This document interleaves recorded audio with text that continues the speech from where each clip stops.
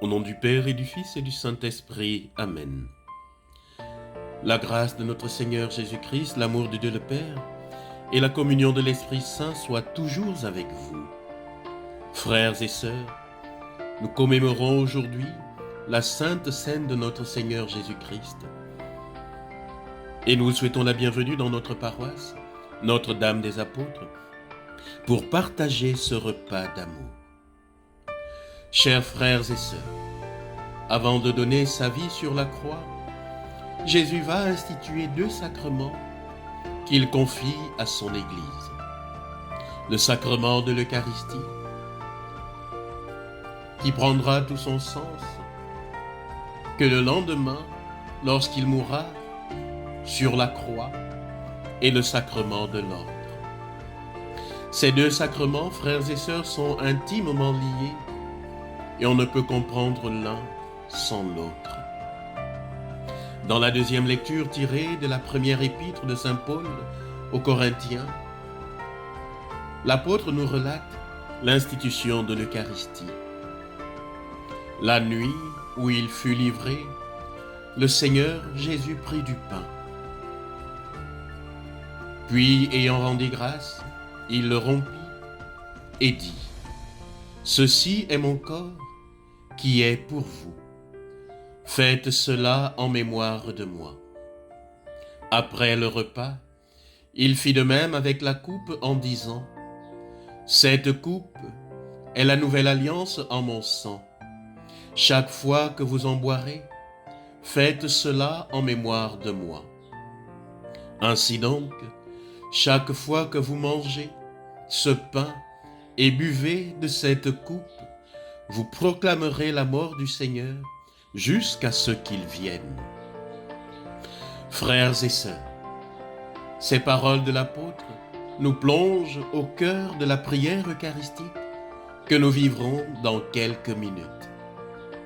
Dieu, dans son amour infini, a livré son corps entre nos mains pour devenir, pour tous ceux qui ont faim et soif d'amour, de justice et de vie, la vraie nourriture et la vraie boisson. Frères et sœurs, l'Eucharistie est le corps du Christ, corps rompu et partagé pour que tous les hommes goûtent aux richesses de son amour et vivent de sa vie. Ce pain est rompu pour nous tous, même pour toi, qui pour une raison ou une autre ne peut s'approcher de la table sainte. Nous ne célébrons pas ce soir, frères et sœurs, un simple souvenir. Les paroles de Jésus-Christ s'actualisent et deviennent réelles et présentes pour nous à chaque messe. Frères et sœurs, la célébration de ce soir nous dit que Jésus a anticipé le don de sa vie sous les espèces du pain et du vin pour que son Église puisse perpétuer ce sacrifice de génération en génération.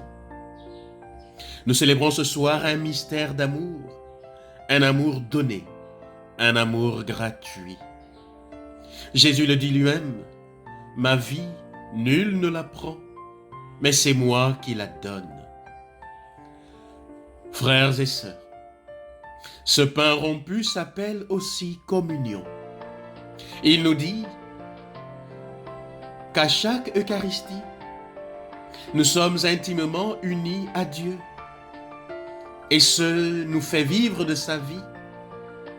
Il nous unit également les uns aux autres. Alors nous pouvons nous interroger ce soir, frères et sœurs, sur la communion fraternelle au sein de notre communauté paroissiale et au sein de nos familles. Car, frères et sœurs, si le pain que nous mangeons à chaque Eucharistie ne fait pas tomber les murs que nous construisons solidement entre nous, si ce pain ne nous rend pas plus humains et plus frères, alors, malheureusement, nos communions sont sacrilèges. Ce soir, posons-nous la question : comment honorons-nous ce don dans l'Eucharistie? Comment sommes-nous fidèles à la messe, où le prêtre, frères et sœurs, nous rend présent le sacrifice de Jésus-Christ?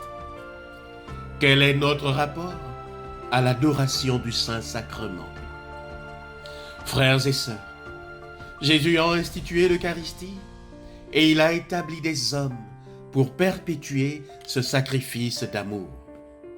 Oui, frères et sœurs, dans l'Évangile que nous avons écouté, Saint Jean nous parle du sacerdoce comme service du prochain. En effet, nous avons entendu au cours du repas que Jésus prenait avec ses disciples. Il se lève de table, dépose son vêtement et prend un linge qu'il se noue à la ceinture. Puis il verse de l'eau dans un bassin. Alors il se mit à laver les pieds des disciples et à les essuyer avec le linge qu'il avait à la ceinture. Frères et sœurs, demandons-nous ce soir, pourquoi Jésus agit-il ainsi? La réponse se trouve au début de l'évangile que nous avons proclamé. Ayant aimé les siens qui étaient dans le monde, il les aima jusqu'au bout. Frères et sœurs, en lavant les pieds de ses disciples, Jésus se révèle comme l'amour, mais pas n'importe quel amour, un amour qui prend la forme du service humble et même humiliant, un amour qui s'abaisse, se fait tout petit et rejoint le plus faible de la communauté. En effet, Jésus s'anéantit lui-même en prenant la condition de l'esclave. Il conclut le geste du lavement des pieds par une recommandation. Si donc je vous ai lavé les pieds, moi le Maître et le Seigneur, vous aussi, vous devez vous laver les pieds les uns les autres. Car c'est un exemple que je vous ai donné pour que vous fassiez, vous aussi, comme moi j'ai fait pour vous. Par ces mots, Jésus enseigne à ses disciples qui devaient être ministres de ce grand mystère qu'est l'Eucharistie, comment ils devaient vivre au milieu de leurs frères, toujours en tenue de service. Voilà le visage du prêtre, le visage du serviteur pour ses frères et ses sœurs au sein de la communauté paroissiale. Oui, frères et sœurs, le prêtre est avant tout un serviteur. On peut attendre beaucoup de choses du prêtre. Les prêtres devraient faire ceci, devraient faire cela, plus ceci ou moins cela. Mais on doit d'abord attendre d'eux, frères et sœurs, qu'ils célèbrent les saints mystères pour lesquels ils ont été ordonnés. Sinon, le sacerdoce n'a plus aucun sens. C'est pourquoi aujourd'hui, frères et sœurs, nous devons prier pour nos prêtres. Nous devons aimer nos prêtres.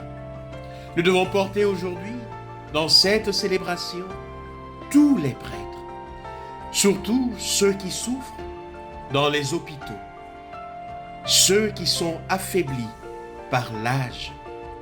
Mais aussi, frères et sœurs, nous devons porter dans cette célébration tous les prêtres dont le ministère est devenu fade et sans saveur. Car ils tiennent au milieu de vous la place du Christ, souverain prêtre. La célébration de ce soir nous dit, te dit, le prêtre est ton fils, le prêtre est ton frère, le prêtre est ton ami. Prie pour lui, aime-le. Il a besoin de toi pour être saint. Il a besoin de toi pour être heureux. Si tu le juges et ne fais que cela, alors tu juges le Christ. Si tu le relèves et le fais avec amour lorsqu'il tombe, alors tu relèves le Christ. Frères et sœurs, tout au long de cette Eucharistie, Prions pour notre Église, prions pour nos pasteurs, prions pour nos prêtres. Que l'Eucharistie devienne le lien d'amour qui fait de nous de véritables témoins de Jésus-Christ. Loué soit Jésus-Christ, à jamais.